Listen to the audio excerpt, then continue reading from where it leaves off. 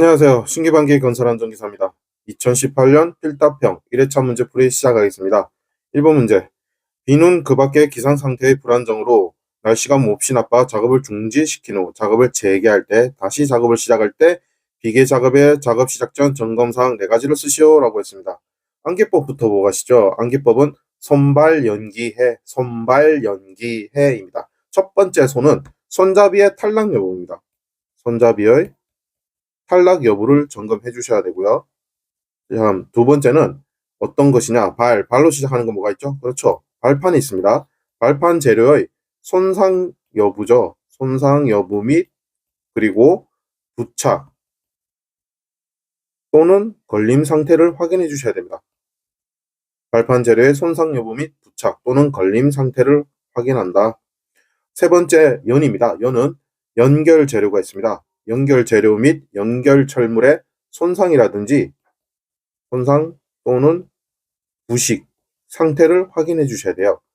그리고 네 번째는 기로 시작하는 거는 기둥에 치마가 있습니다. 치마, 내려앉거나 치마, 변형, 모양이 바뀌거나 변위, 위치가 바뀌는 경우 또는 흔들림의 상태가 어떻는지 확인해 주셔야 되고요. 다섯 번째 해는 해당 비계의 연결 부위와 그리고 접속부의 풀림 상태도 반드시 확인해 주셔야 됩니다. 추가로 여섯 번째는 로프의 부착 상태라든지 매단 장치의 흔들림 상태도 확인해 주실 필요가 있습니다. 이렇게 해서 손발 연기해 비계 작업 시작 전 점검사항 총 6가지 확인했습니다. 자, 이번에는 2번 문제 보시죠. 2번 문제는 흙의 동상 현상의 발생 원인 2가지를 쓰시오 했습니다. 어떤 경우에 흙의 동상 현상이 발생되느냐? 첫 번째는 흙의 투수성입니다. 투수성. 물을 얼마나 통과를 잘 시키느냐는 투수성이 문제가 되고요. 다음 두 번째는 지하 수위가 있습니다. 지하 수위. 세 번째는 동결 온도의 유지 기간이 있습니다. 유지 기간. 그리고 네 번째는 모관 상승고의 크기가 있습니다. 모관 상승고의 크기. 자, 흙의 지방 동상 현상의 발생 원인 어떤 게 있다고요? 첫 번째가 흙의 투수성, 두 번째는 지하 수위, 세 번째는 동결 온도의 유지 기간, 네 번째는 모관 상승고의 크기. 이렇게 4개 간단하게 정리하겠습니다. 이어서 3번 보시죠. 3번은 히빙 현상 방지 대책 5가지를 쓰시오라고 했습니다. 자, 히빙 현상 방지 대책을 쓰시려면 히빙을 알아야 되겠죠. 그래서 히빙 현상 어떤지 간단하게 보고 가시죠. 히빙 현상은 어디에서 발생되느냐? 연질 점토 지반입니다. 연질 점토 지반에서 굴착에 의한 흙막이 내외면에 흙의 중량 차이, 또 다른 말로는 토합차라고 합니다. 흙의 중량 차이로 인해 굴착 지면이 부풀어 올라오는 현상을 우리는 히빙 현상이랍니다. 자, 이러한 히빙 현상 방지 대책 첫 번째는 흙막이 벽체의 근입 깊이를 깊게 합니다. 근입 깊이를 깊게 한다. 두 번째는 웰포인트 공법으로 지하 수위를 저하시킵니다. 웰포인트 공법으로 지하 수위를 저하시킨다. 지하 수위를 낮춰주시고요. 다음으로는 굴착 방식을 어떤 방식을 사용을 하느냐? 아일랜드 컷 방식을 사용합니다. 아일랜드 컷 공법을 적용을 한다. 네 번째는 굴착 저면에 토사라든지 인공 중력을 가중을 해줍니다. 인공 중력 다시 쓰겠습니다. 인공 중력을 가중한다. 다음 5번째는 굴착 주변에 상제 하중을 제거한다. 상제 하중을 제거해서 결국 토합을 감소시킨다. 이게 포인트가 되겠고요. 6번째는 어스 앵커를 설치합니다. 어스 앵커 설치. 그리고 7번째는 양질의 재료로 지반을 개량합니다. 양질의 재료로 지반을 개량한다. 또 다른 말로는 흙의 전단 강도를 높인다라고 보시면 되겠습니다. 여기서 흙의 전단 강도라는 것은 물체가 전단 하중에 저항하는 최대 능력을 전단 강도라고 합니다. 그리고 상제 하중은 상제하중은 일반적으로 집안이나 바닥 위에 적재되는 하중을 우리는 상제하중이라고 합니다. 자, 이렇게 해서 히빙 현상과 그에 대한 방지 대책 총 7가지 살펴봤습니다. 4번 문제는 산업안전보건법령상 가설 통로를 설치하는 경우 작업사 준수사항 5가지를 쓰시오라고 했습니다. 자, 괄호 넣기 문제가 아니고 직접 쓰는 건데 우리는 키워드를 중심으로 살펴보기 위해서 일부러 괄호를 만들었어요. 여러분들은 전체 법령 문제로 다 키워드 중심으로 전체를 다 암기해 주셔야 됩니다. 첫 번째, 가설 통로 설치 시 주의사항은 가설 통로는 어떻게 만들어야 된다? 견고한 구조로 한다. 견고한 구조로 할 것. 두 번째는 가설 통로의 경사는 30도 이하로 한다. 그리고 세 번째는 경사가 몇 도? 그렇죠. 15도죠. 15도를 초과하는 경우에는 미끄러지지 않는 구조로 한다. 15도를 초과하는 경우에는 미끄러지지 않는 구조로 한다. 네 번째는 추락할 위험이 있는 장소에는 무엇을 설치하느냐? 안전 난간을 설치해 주셔야 됩니다. 안전 난간을 설치해 주시고요.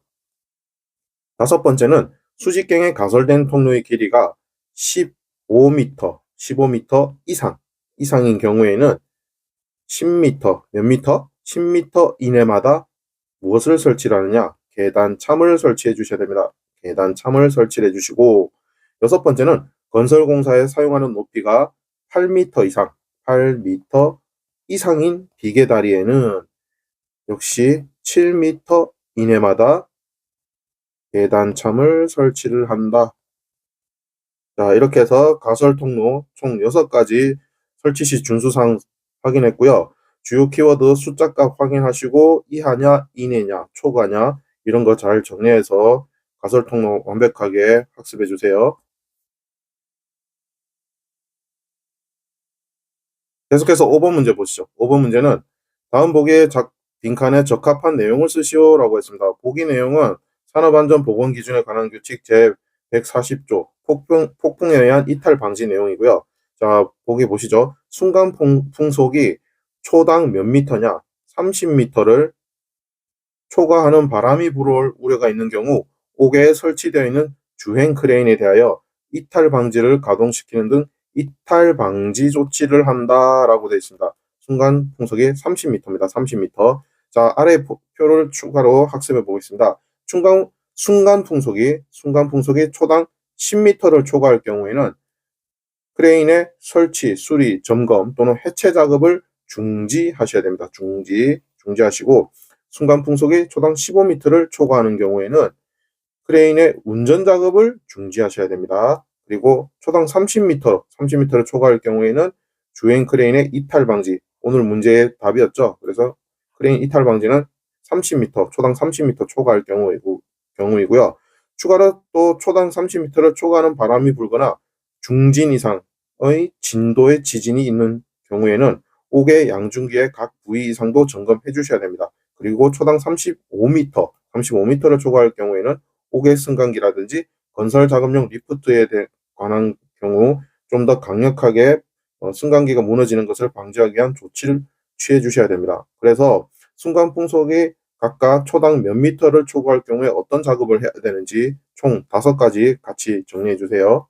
이어서 6번 문제는 하일리의 재해 예방 4원칙을 쓰시오라고 했습니다. 재해 예방 4원칙입니다. 자, 우리 재밌는 암기법 보고 가시죠. 예원이 손대, 예원 손대, 예원이 손대, 예원 손대로 기억해 주시고요. 첫 번째 예입니다. 얘는 어떤 내용이냐? 예방 가능입니다. 예방 가능.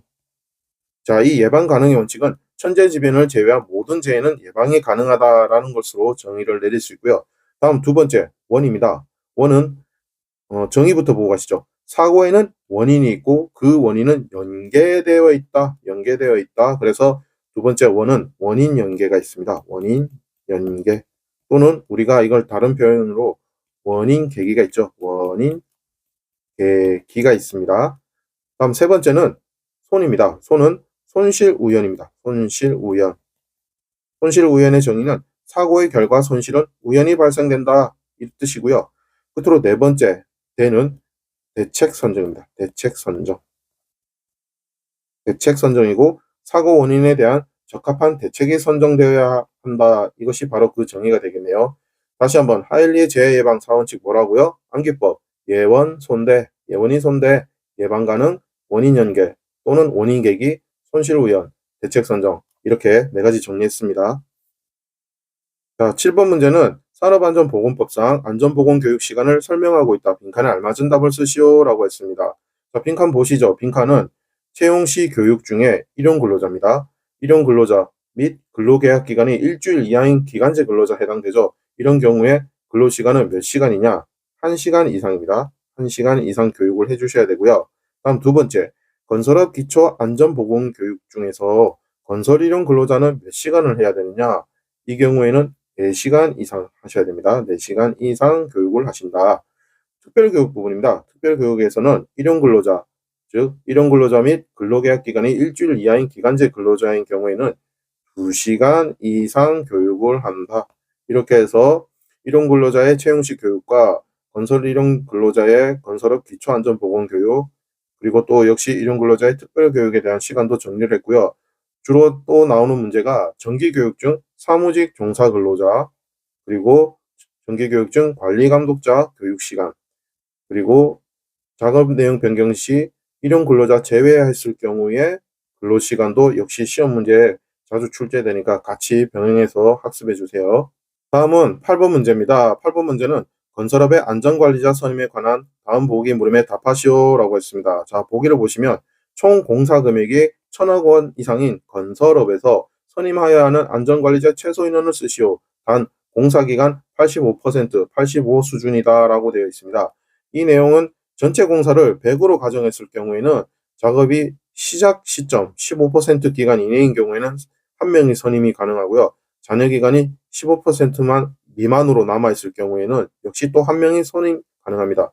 그러니까 시작 15% 이하 그리고 잔여 기간 15% 또 남아있을 경우에도 역시 선임이 가능하다. 이 점을 참고로 하시고요. 우리는 85 수준이기 때문에 안전관리자 최소 인원은 2명 이상으로 답을 쓰시면 되겠습니다. 두 번째 문제는 위 현장에서 안전관리자를 선임하는 경우 반드시 1명 이상 포함하여야 하는 안전관리자의 자격 기준은 무엇인가? 자, 첫 번째는 어떤 자격증을 획득한 사람이 가능하냐?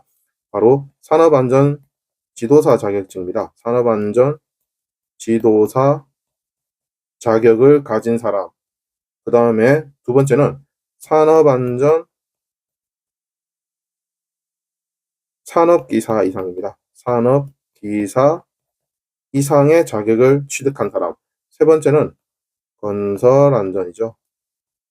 건설안전 산업기사 이상의 자격을 취득한 사람. 이렇게 해서 포함되어야 하는 안전관리자 자격 기준까지 살펴봤습니다. 자, 9번 문제는 산업재해 발생 시에 사업주가 기록, 보존하여야 하는 사항 세 가지를 쓰시오 라고 했습니다. 자, 어떤 것을 기록하셔야 되느냐? 첫 번째는 사업장의 업종이라든지 그리고 주소나 위치 그리고 근로자 인원수 등 사업장의 개요가 들어가야 되고요. 그리고 근로자의 인적사항이 당연히 들어가야 되겠죠. 인적사항이 첫 번째 내용이고 두 번째는 재해 발생의 시간과 장소가 기록이 됩니다. 일시 및 장소. 다음 세 번째는 재해 발생의 원인. 어떻게 해서 발생이 되었냐. 그래서 그러한 과정이 어떻게 되는지 원인 및 과정을 기록해 주시고요. 네 번째는 이러한 재해에 대해서 재발 방지 계획은 어떻게 진행했는지에 대한 부분을 언급해 주셔야 됩니다. 그래서 4번은 재해 재발 방지죠. 재발 방지 다시 쓰겠습니다. 재발 방지 계획. 재발 방지 계획. 자, 다시 정리하시죠. 산업재해 발생 시 사업주가 기록 보존해야 하는 사항은 어떤 게 있다고요? 사업장의 개요와 근로자의 인적사항이 첫 번째고 두 번째는 재해 발생의 일시 및 장소, 세 번째 재해 발생의 원인 및 과정 기록하시고요. 끝으로 네 번째는 재해 재발 방지 계획이 있어야 된다. 이 내용은 산업안전보건법 시행규칙 제72조 산업재해 기록에 잘 나타나 있으니까 법령도 한번 확인해 주세요. 자, 10번 문제 보시죠. 10번 문제는 상시 근로자 50인 이상에서 안전보건 총괄 책임자를 지정하여는 사업장의 종류 두 가지를 쓰고 안전보건 총괄 책임자의 직무상 두 가지를 쓰시오 라고 했습니다. 자, 첫 번째 내용 먼저 질문 보시죠. 상시 근로자 50인 이상으로 안전보건 총괄 책임자를 지정해야 하는 대상 사업장의 종류 어떤 게 있죠? 그렇죠. 첫 번째는 선박 및 보트 건조업이 있습니다. 보트 건조업. 다음 두 번째는 1차 금속 제조업이 있습니다. 1차 금속 제조업. 그리고 세 번째는 토사석 방업이 있죠. 토사석 방업. 이렇게 해서 총 세 가지 정리를 했습니다. 다음 두 번째, 안전보건 총괄 책임자의 의무. 총괄 책임자, 안기법이 있죠? 맞습니다. 안전보건 총괄 책임자는 그 책임이 막강하기 때문에 책임이 많아서 어떻게 된다? 위도 작살이 난다. 위도 작살 난다 해서 위도 작산으로 암기하시고요. 첫 번째 위는 위험성 평가 실시에 관한 사항입니다. 위험성 평가 실시에 관한 사항이고요. 두 번째 도는 도급 시 산업재해 예방 조치죠. 도급 시 산업재해 예방 조치. 세 번째 작은 작업의 중지입니다. 작업의 중지. 다만 이때 작업의 중지라는 건 아무 때나 하면 안 되겠죠. 그래서 산재 발생 위험이 있거나 중대재해 발생 시 작업의 중지가 되겠습니다. 네 번째는 산업안전보건관리비의 관계 수급인 간의 사용에 관한 어떤 내용이요? 협의 조정이죠. 협의 조정과 그 집행에 대한 감독을 하는 것이 역시 안전보건 총괄 책임자의 의무가 됩니다. 끝으로 다섯 번째는 안전인증 대상 기계 등과 자율안전 확인 대상 기계 등의 사용 여부에 대한 확인까지 해주셔야 되겠습니다. 자, 안전보건 총괄 책임자 여러 가지 역할이 있지만 대표적인 거 법령에서 5가지 뽑아봤고요. 여러분들은 산업안전보건법 시행령 제52조와 제53조에서 다시 한번 법령 확인해 주세요. 자, 11번 보시죠. 11번 문제는 산업안전보건법상 명예산업안전감독관을 위촉할 수 있는 대상자 4가지 경우로 쓰시오라고 했습니다. 첫 번째의 경우는 산업안전보건위원회 또는 노사협의체. 노사협의체 설치 대상 사업자의 근로자 중에서 어떤 근로자냐? 그렇죠. 간단하게 근로자 대표 생각하시면 되겠습니다.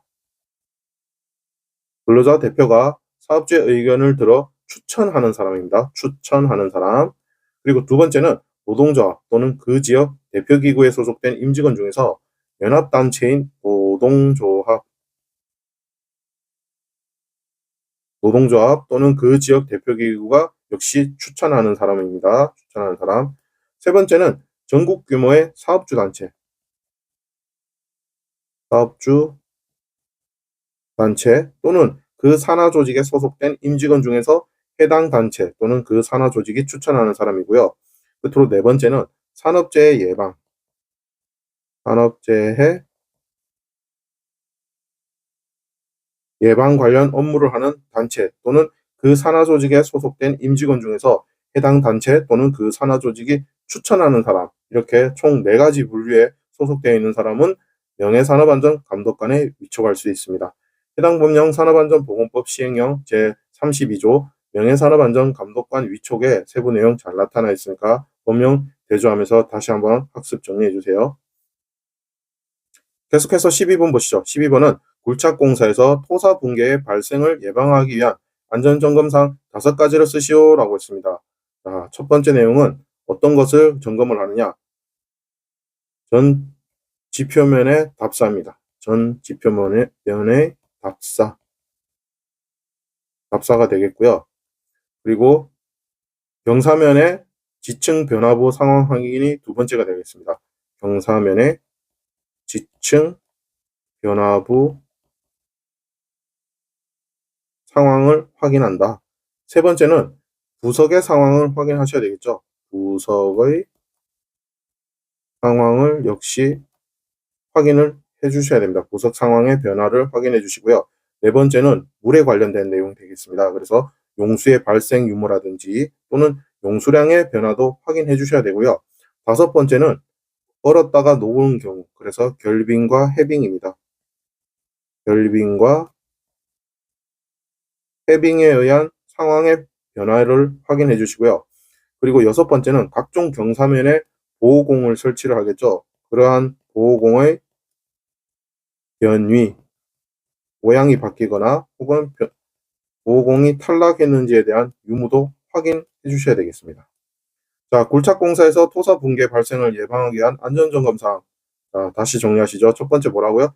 전 지표면에 대한 답사가 있어야 되고요. 두 번째는 경사면의 지층 변화부 상황 확인이 필요합니다. 세 번째는 부석의 상황 변화의 확인이 필요하고, 네 번째는 물에 관련된 거 용수의 발생 유무 또는 용수량의 변화도 확인해 주셔야 되고요. 다섯 번째는 결빙과 해빙에 대한 상황의 확인, 여섯 번째는 각종 경사면 보호공의 변이 탈락 유무까지 총 6가지 이렇게 확인해 주셔야 되겠습니다. 자, 13번. 13번은 콘크리트 옹벽의 외력에 대한 안전성 검토상 3가지를 쓰시오라고 했습니다. 자, 여기서 외력이라는 것은 외부로부터 구조물에 가해진 힘을 우리는 외력이라고 정의를 내리겠습니다. 암기법으로 보시죠. 암기법은 전활침 되겠습니다. 전활침이고요. 첫 번째 전은 어떤 경우냐? 전도에 대한 안정성입니다. 넘어짐이죠. 전도에 대한 안정성. 그리고 두 번째 활은 활동에 대한 안정입니다. 활동에 대한 안정. 그리고 세 번째 침은 침하 되겠습니다. 침하는 가라앉아 내려앉거나 아래로 꺼지는 경우를 우리는 침하라는 단어를 쓰고요. 침하 또는 지반 지지력에 대한 안정, 지반 지지력. 얼마나 버텨주느냐는 거죠.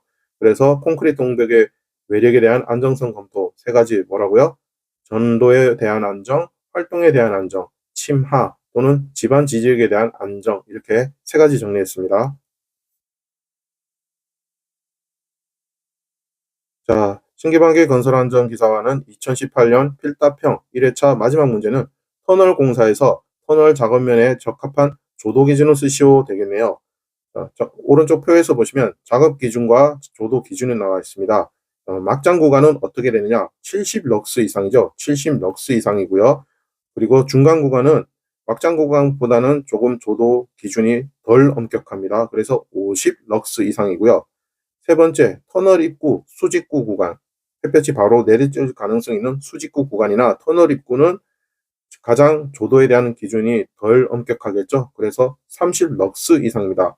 단위 같이 한번 럭스 확인해 주시고 이상도 잘 기억해 주시고 70, 50, 30 점점 안에서 바깥으로 나올수록 그 조도 기준은 엄격한 게 아니고 좀 더 완만해진다. 안으로 들어갈수록 더 깊은 곳으로 갈수록 조도 기준은 엄격해진다. 그렇게 기억을 하시면 되겠습니다. 이상으로 신기방기와 함께 건설안전 기사 2018년 필답형 1회차 문제 총 14문제를 정리해봤습니다. 수고하셨습니다.